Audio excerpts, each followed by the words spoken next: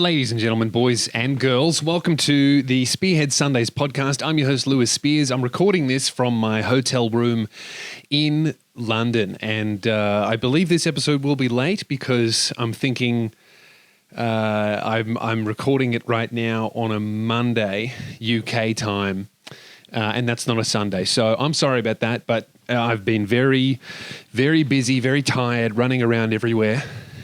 Dude, I love this country so much. You don't get to see anything old where I'm from. I love old things. It blows my mind just walking down the street and there's a pub that's like open since 1643.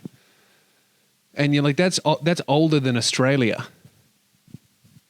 You know what I mean? Dude, I walked into the it always makes me laugh how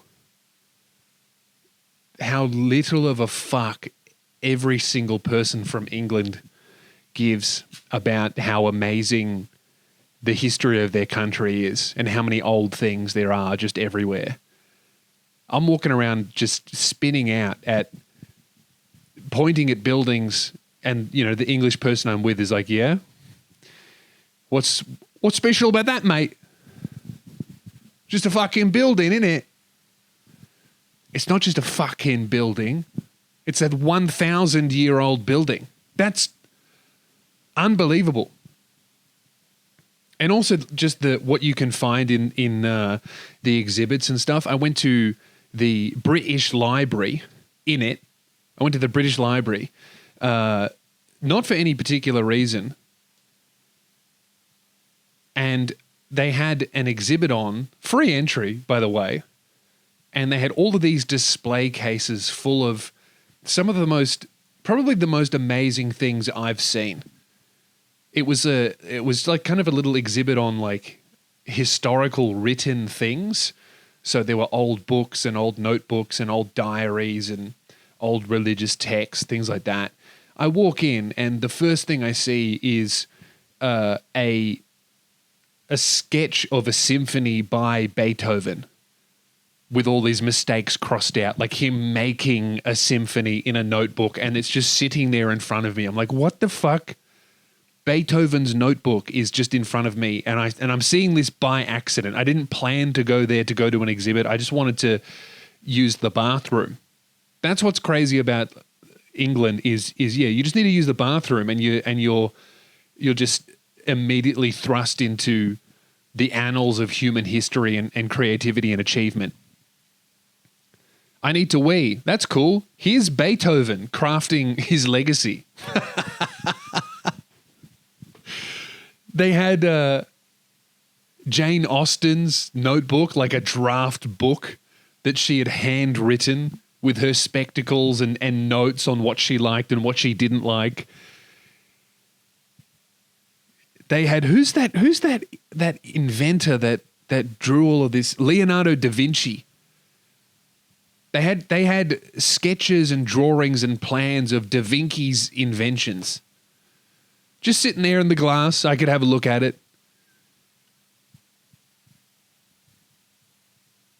So many amazing things. The craziest one, they had King Henry's Bible. King Henry, they just had his Bible in there. That's just wild. And it's not even a special thing. Like, it was free entry. Come have a look at King Henry's Bible. The craziest thing they had, and I think it was the oldest thing that they had too, was they had like a whole section for the Bible, like different Bibles and different like Christian religious things. I think they had one for every religion. They had one. They had a few Judaism things, but they weren't very old. They had a couple of Muslim things, but it wasn't that old. And then they had like one or two Hindu things, and the Hindu things again weren't very old. But the Christian section was crazy. Like, they had King Henry's special Bible, but the craziest thing they had was, it's called the Codex Sinaiticus, and it was the first ever collected edition of the New Testament in the Bible, which is like Jesus and all his stuff. It was made in Palestine around the 4th century, and has survived until now and was kept safe in on the big church that's on Mount Sinai. And Mount Sinai is that's the mountain where Moses encounters the burning bush and he's like talking to God, like that mountain. Was it Moses? I think it is. I don't know. I'm still learning. But they had like the Bible there, like the first ever collected edition of the fucking New Testament from the 4th century. It survived until now, and it was in immaculate condition, written in Greek, kept in Egypt on Mount Sinai. I think Mount Sinai is in Egypt. And I'm just looking at it for free. I'm going, what? This book in particular is the foundation of Western civilization, and I'm just looking at it.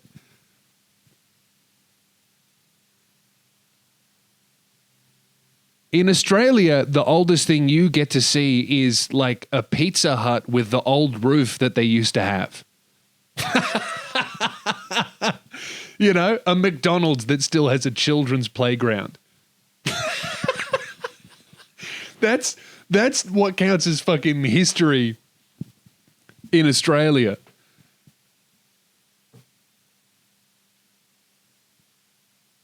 It spins me out every time that I'm here. And by every time, I mean this is the second time I've been here. But I've been here for a few days. One thing, though, I love London. I hate London. Here's the thing. I love coming to London. I'm always so excited to come to London.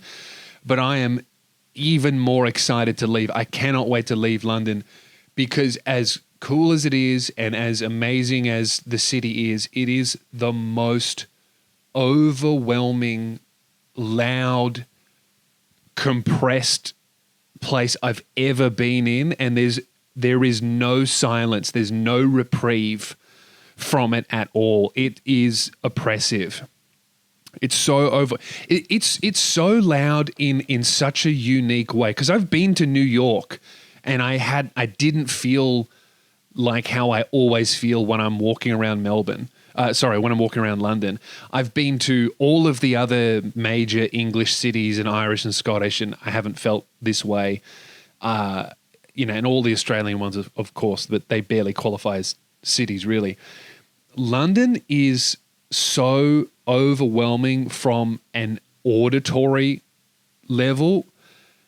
It's so fucking loud, and I think it's because the buildings are so close together and they all go straight up. I don't know how to explain it. They're not, they don't go in down the bottom and then come out. So what happens is the noise just bounces off these two vertical walls that are really close to each other. And it's the loudest. I've never felt more autistic in my life. Like I've been carrying these loop earplugs with me all the time, and I have taken to wearing them. If I leave the house, I'm wearing them the whole time.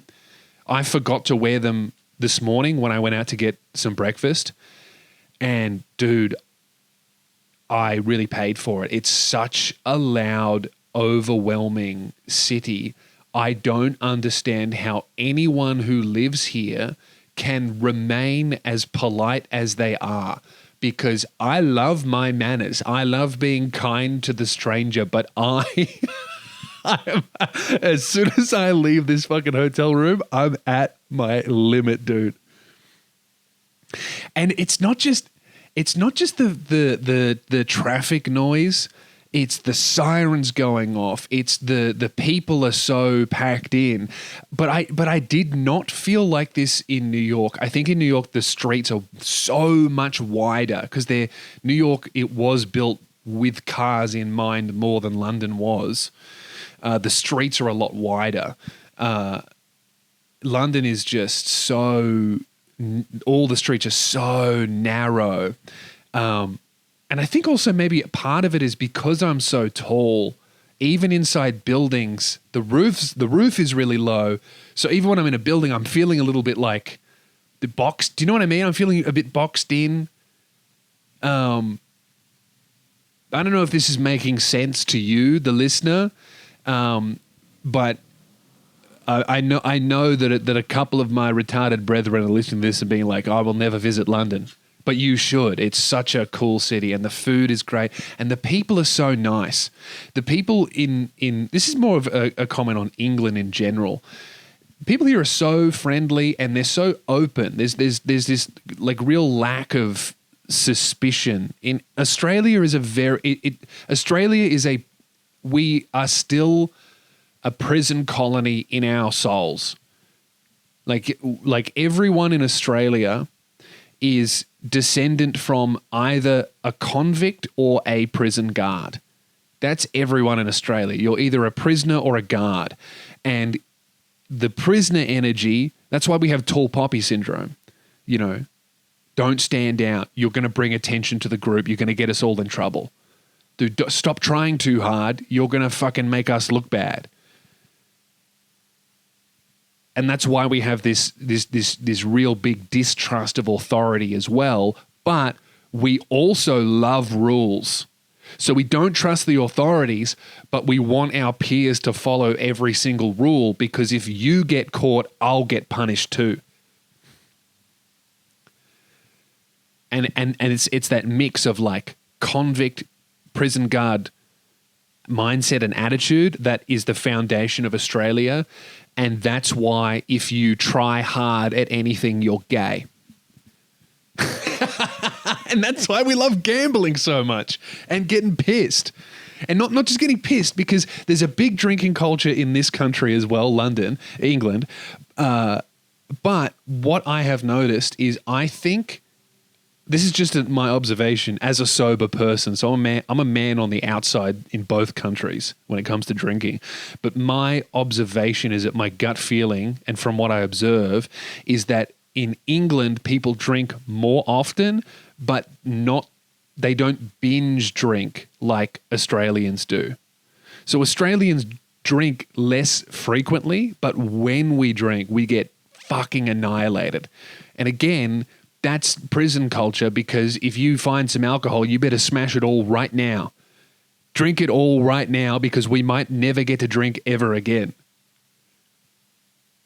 Or the colony's just been set up, so alcohol is a rarity. We better get it down, because we're never going to see this again. If we don't drink it, somebody else will.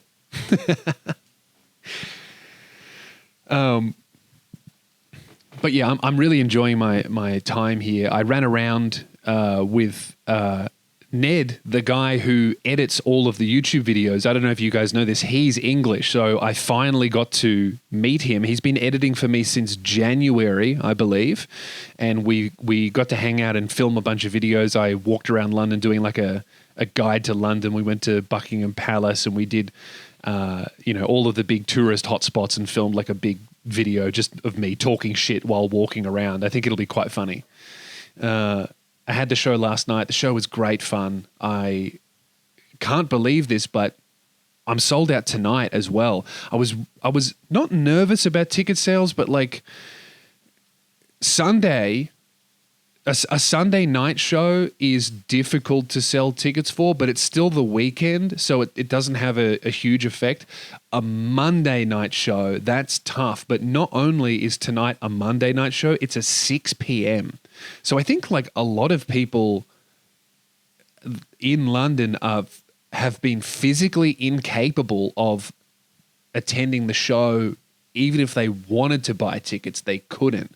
So we're actually, these two shows both selling out at inconvenient times is a pretty huge win for us. And we're actually looking at adding another London show that I could maybe add on to the end of the tour if we can make the dates work, because I can't stick around for too long after the tour to do a show, because it's obviously really expensive to do something like that. But we're talking to venues right now. Hopefully we can get the dates we want, and hopefully we can add like a Friday or a Saturday show, because I think I reckon I could sell out a Friday or a Saturday if I had one. I just don't. So we're trying to organize that, but man, the show was so fun. This comedy club that I'm at is the Bill Murray Comedy Club, and it's such a cool venue. They actually don't even call themselves a business. They've got a big plaque on the inside of their venue saying that it's not a business, it's a community, and kind of pointing at the difference between the two. Like a business is to, extract as much money from labor as possible. A community is to build something where everyone benefits. Basically what I'm saying is it's a fucking comedy club. But it's so cool, dude. Like there's such a variety of acts there, and they have regulars that come from as part of the audience. And yeah, I don't know. I'm feeling very grateful to be able to do this at all. It's so. I was walking around London just this morning, just thinking how blessed I am to do this. Like every single person in my hotel is a tourist that has paid a shitload of money to see this. Like they've worked for months, years to be able to afford to do what I am being paid to do. I mean, obviously I'm working my ass off while I'm here filming videos. Like they don't have to podcast while they just get to walk around. Not that podcasting is a particularly hard job, but I tell you what, it's a little bit fucking stressful when you're in a foreign country and you're trying to set up an entire film studio inside a very cheap hotel room so you can record a podcast on the cuck chair in the corner of the hotel. It's a little bit stressful. But I'm very lucky and I'm very grateful that anyone even knows who I am. I'm on the other side of the planet, man. And people are showing up to my shows being like, I like what you do. So that's very, very cool. And I'm very excited for tonight. I think it's going to be fun. I'm a little bit nervous about tonight. I've never ever done a Monday night show. My hope is, okay, I'll do my fear first. My fear is that because it's not just a Monday night show. It's honestly a miracle that I've sold any tickets, considering how inconvenient the time slot is. Not only is it a Monday night show, which is annoying, it's a Monday night 6 p.m. show. So if you don't work nearby, like if you don't finish work at 5 p.m. on the dot and then work within a 40-minute commute of the venue, you can't come to the show, and it's sold out. So that's cool that I have, but my fear is that the entire audience is going to like sit down and be all flustered, be like, oh my God, I just made it, or I'm a little bit late. And then I'll be on stage and I'll be like, fuck, I'm not even in the right mindset to watch comedy. I'm upset at what my boss said at the morning meeting about my KPI performance. But my hope is that everyone in the audience will be the type of person that doesn't give a fuck about their job or their Tuesday. You know, just the type of loose animal that's coming out on a Monday night to get pissed, knowing they'll be hungover on a Tuesday, and they don't care. They're just there to have fun. That's one of two crowds I'm going to get. It's the flustered, fuck, I can't believe I made it. How annoying was this? I was almost late. The guy on the train was rude to me.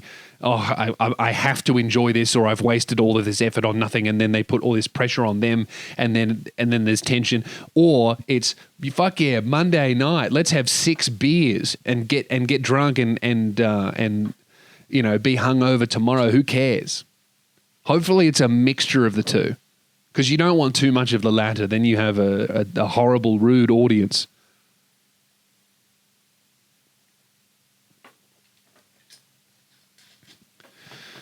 Man, you know what was funny? I went to church on Sunday, and I had never been to a Church of England service, and it was just so.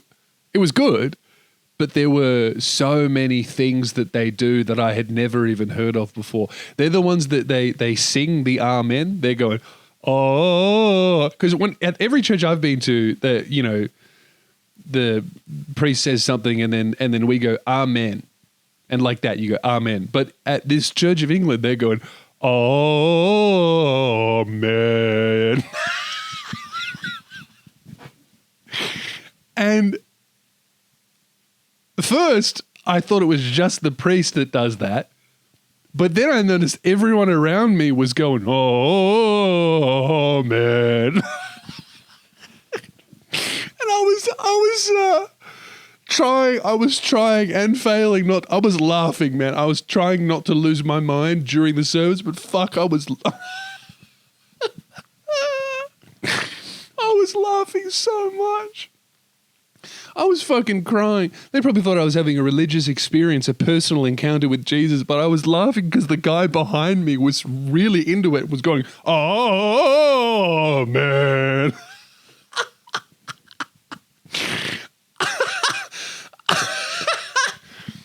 Dude, it was so funny.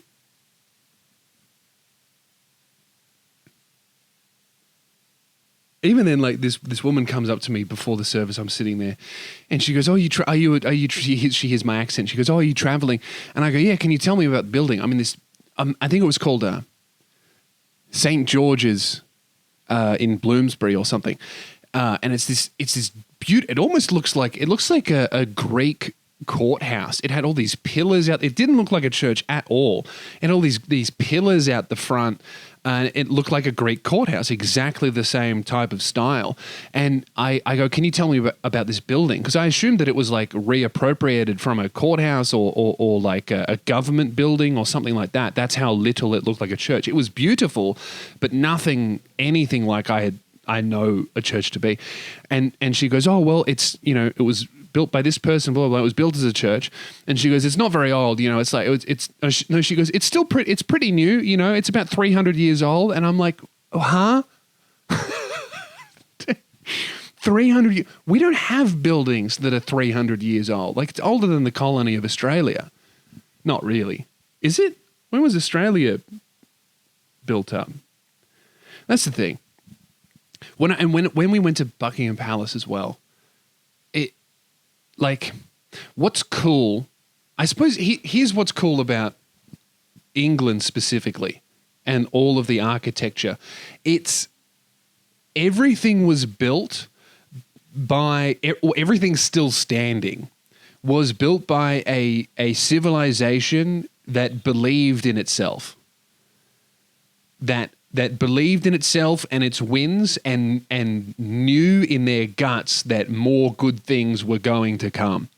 Like when we're at Buckingham Palace, you're going to walk down the, what's it called? Is it called Pall Mall or something like that? Pall Mall. It's about, I don't know, it's got to be almost a kilometre of just beautiful red brick road, surrounded by trees. It's super wide, real, like it's built specifically for parades and victories and ceremonial things, and it was like preemptively built by people going, well, obviously we're going to have a lot to celebrate for the next 1,000 years, so we better build a majestic road to fucking parade down so that we can celebrate all of the achievements our great nation is yet to make. We don't even know what they are, but we know they're going to happen.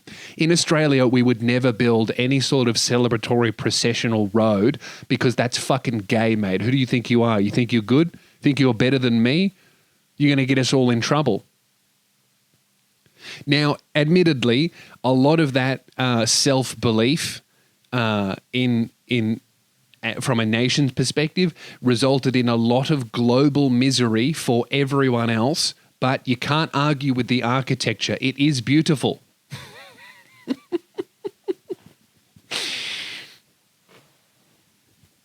It's like you got to.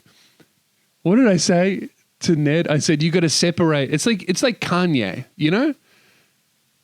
When you look at these beautiful roads and Buckingham Palace and Westminster Abbey and all of this incredible architecture and how old everything. It's like Kanye. He is a schizophrenic, insane, woman abusing Nazi, but he did make Graduation, and that is a phenomenal album, and we have to learn to separate colonial genocide from the architecture.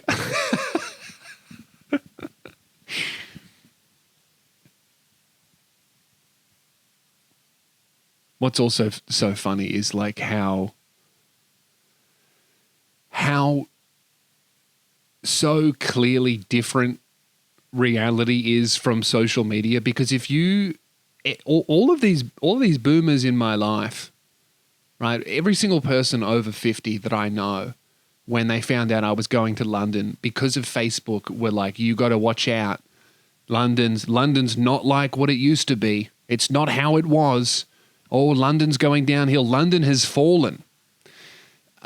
You got to watch out for this. You got to watch out for that. You got to watch out for the Muslims. You got to watch out for and then you get to London and you just see people living their lives. You see hijabi women talking with dudes wearing crosses. You see Jews conversing with people wearing keffiyehs. You see French people that don't speak a lick of English checking in at their hotel. You see people on their way to work. You see an old person that has fallen over and three people from different races and religions picking them up. All of this fear mongering on Facebook is gotten out of control. And of course, there obviously is a lot of bad shit that does happen in this country, and there is a lot of racial and cultural tension that does exist and is real. But it's not. I fundamentally believe that it's not going to fracture the society in the way that all of these like red pill right wing people are financially incentivized to fearmonger about. At the end of the day, we are all trying to build better lives for ourselves and our families, and I think we'll be able to figure this out. That being said, the pickpockets are a fucking issue, and people stealing phones are an issue, and maybe those people should be locked up forever. But, other than that, I'm looking up, I'm seeing the architecture, and I'm thinking, man, how lucky am I to be here for the downfall of Western civilization? This is great. I'm having an excellent time watching the English Empire crumble into oblivion. All of the race riots and the grooming gangs can't stop me from having a look at a 400-year-old pub and saying, wow, that's old. One thing that I'm still not used to, that I have been bad at, is being able to identify things worth walking into. Because Australia, businesses and what a welcoming, comfortable place to sit in or shop in is completely, how that is presented is the complete opposite to like what people in England are looking for. And so I have missed out on a bunch of really great shops and cafes and restaurants and pubs because to my Australian eye, they actually look really unappealing. And it's because of the weather. I'll explain what that means. So in Australia and hotter climates, like Asian countries as well do this, or the Asian countries in hotter areas do this. Like Singapore did this when I was in Singapore. The stores are like open, very open, big doors that are usually always open, clear glass. Like they're trying to merge indoor with outdoor. Like they're trying to make it, because it's nice weather outside, so you don't particularly need to go inside for any reason. So they try to make the inside look like the outside as much as possible. So you can, from the other side of the street, I can see everything that's in the store, and I can see, oh, that looks quite nice, I'm going to go in. London and all of England is the exact opposite of that, because often you want to escape the weather. Like the weather is often horrible and cold and rainy, so you want to get out of the elements so much more than anybody would in a country like Australia or Singapore or Thailand. Like, you want to leave the elements. And so all of the shops and all the pubs and all the cafes and restaurants and stuff, they're presented as like a barrier between outside where you are and what they have on the inside. It's cozy versus open and welcoming. Like, that's the difference. And to the Australian eye, you're used to, like, oh, if I'm in a new place, like in a new city, and I want to figure out where I'm going to go for coffee or whatever, I'm just walking down the street and looking in windows and looking at the signs and stuff. And there's usually like a fucking window where you can order your coffee without even going in. Like, you don't want to go in at all. In London, if I do that, I'm gonna miss everything. Like, I can't tell what's on the inside. You have to just go in and feel the atmosphere, and then decide to stay or leave, which would be kind of rude in Australia, I guess. But in London, it seems quite normal. People walking in, having a look around, and then leaving or staying. And it's just the difference in weather, which is a really interesting thing. That's what I worked out at the very end of the UK tour last year. I was like, oh, I've been doing this all wrong.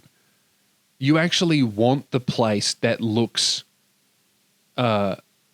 almost uninviting from the outside, because they don't care about the outside. They don't need to convince you to come in, because some people are just going to come in because fuck, it's cold outside. So they focus. Yeah, that's the difference.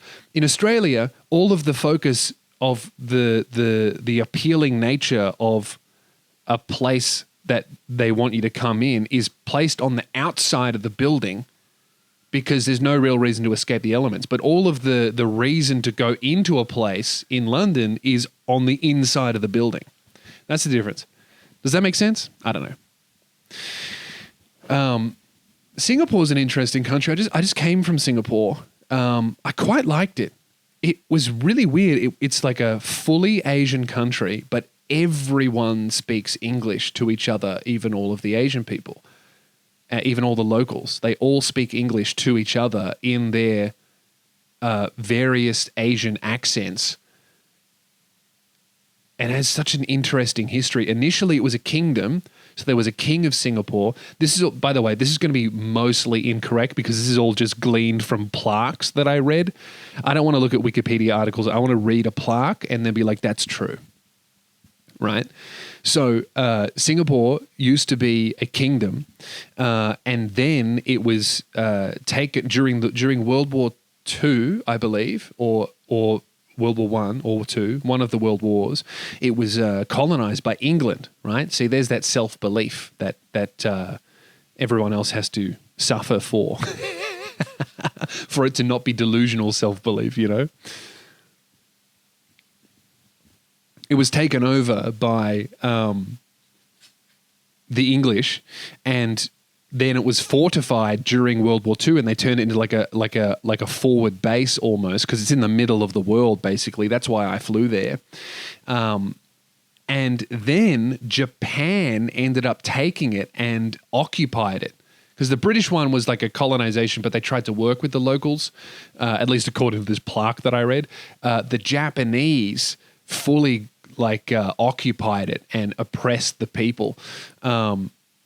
Like, I read this. I went to this the real big church in the middle of Singapore, and they had all of this amazing history about the English colonizing and Japan occupying, and then now it's been given back to Singapore. Or I believe after Japan left, it went back to England, but then Singapore had the nuts to become a republic, and now they're their own country that's controlled by them. And then obviously with that came its own struggles, because they had to develop and build up on their own 2 feet. And that's where that really famous guy, whose name I'm going to fuck up, it's like Sung Yi Q or something like that. He came in, and Singapore had a lot of crime and a lot of corruption and a lot of really bad shit going on, a lot of violence. And then this Sung Yi Kyu, whatever guy, came in. He's a bit of a darling for like right-wing types. He came in and he just started punishing crime from the bottom up. So every minor crime would carry a really big offense and would come with a really big. Every minor crime would come with a really big punishment and a big sentence. And by punishing really small crimes, it essentially bred this culture into the Singaporean people that you just don't do crime at all. And through that, big organized crime and corruption lessened also, and violence lessened. And now it's one of the safest countries in the world and the cleanest. Like no one littered. I believe chewing gum is illegal there because they had such a problem with people just spitting it on the street. And they punished littering to the point where it's just now, like Australia, it's such a bad thing to litter. You just do not see that very much in Australia at all. You see it a lot in England, which is really gross. But yeah, this church is so interesting because when England colonized Singapore, they had, I think it was the either the Church of England or the Anglican Church, I can't remember.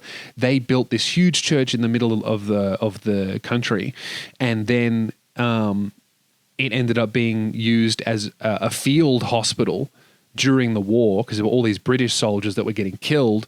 I assume by the Japanese. I don't know. The plaque didn't mention who the enemy was, but if Japan took Singapore, I assume that's who would be killing people. And then when Japan took over, at the time, Japan was super discriminatory against any religion. So they outlawed it and they locked up the head priest in a POW camp, and they tortured him to the point where he ended up being like disabled. Like they fucked up his legs. He could barely walk by the time he got out. And when he got out, he forgave his captors. And the first thing he did when the prisoners were released is he did like a big, like an impromptu sermon in front of all of these prisoners. They had all these photos. It was beautiful. But when all of that oppression was going on, there was one Japanese guy that was kind of high up in the military in Singapore. And even though it was very dangerous to be any sort of religious type during that time in Japan, he would start freeing religious people from multiple religions that were getting punished. And he did it as much as he could without getting punished himself. And he ended up getting some kind of medal from the church, I believe, for doing what he could with what little power he had within the oppressive Japanese military at the time. Which, I don't know, it's just like there's so much cool history out there if you just walk around and read plaques, dude. Like you gotta read, you gotta see a plaque and fucking read it. That's one thing that you really like need to start doing in your life is just paying attention. And if you see something that's metal and has words on it and it's bolted to a building or a statue or this or that, fucking read it, man, because you learn so much about the depths of human experience and history. And every now and then you connect with something that is like, oh my God, I'm connected to that. That changed my life. And you didn't even know what it was. You'd never heard of it before, but that changed your entire life. You know, like I walked into the British library and I'm confronted with Beethoven's notes and Jane Austen's books and like the Bible. And I'm like, dude, all of these things have shaped my life and my country and my parents' lives in so many different ways. You couldn't even begin to separate them from what your life looks like now. Like if you took out fucking Jane Austen's novels, the world would look completely different to what it does today. These things have had such a powerful effect. Beethoven's symphonies have had such a powerful effect on like Western civilization and therefore the world that if you took it out, who fucking knows what it would look like, what your life would look like. And, you know, forget about the Bible.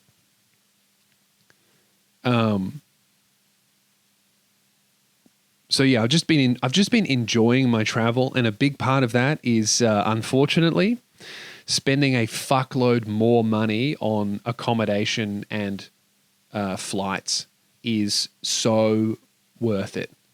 I've really held off on this for so long, but unfortunately, it's worth it. I've really learned big time that treating myself with respect is worth it. I did the smartest thing I have done in my life.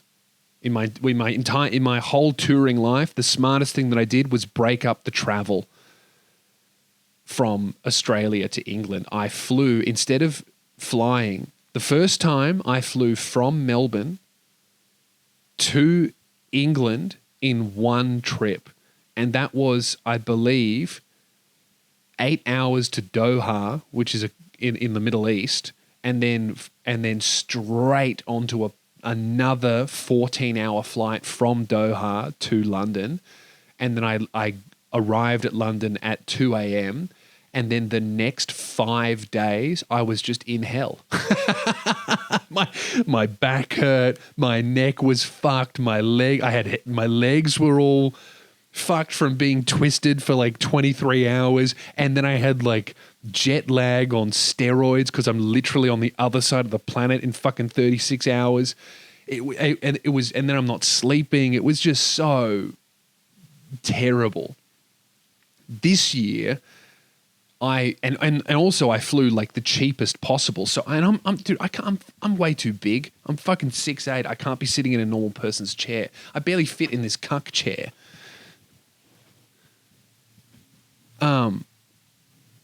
So that was just awful. This time I flew economy X, or whatever they call it, premium economy.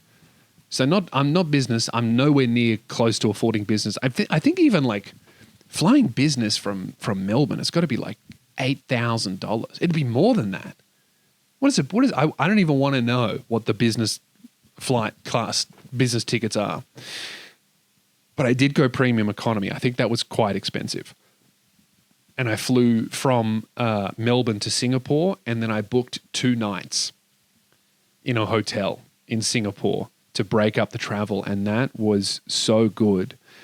But rookie error, I booked 2 nights thinking I would get 2 sleeps, but I landed in Singapore because here's how I fucked up. I booked the hotel first, and then I booked the flight, and then I just booked the cheapest version of that nicer flight, and that fucked me because I didn't look at the landing time.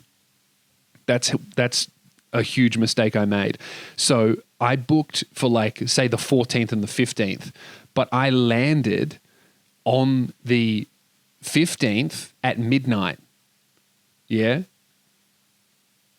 So I didn't get to use I got to sleep as soon as I landed.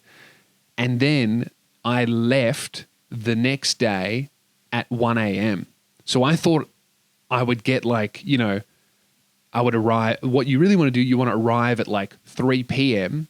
Then you get a whole sleep. You get to have a nice dinner. You have a whole sleep. You wake up in the morning. You got a whole morning.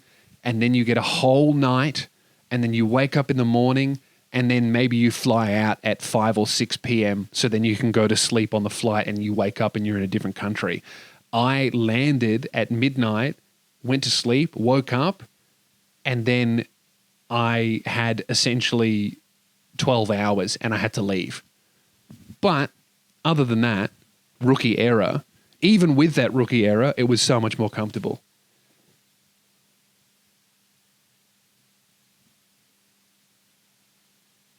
So on my way back, I've learned my lesson.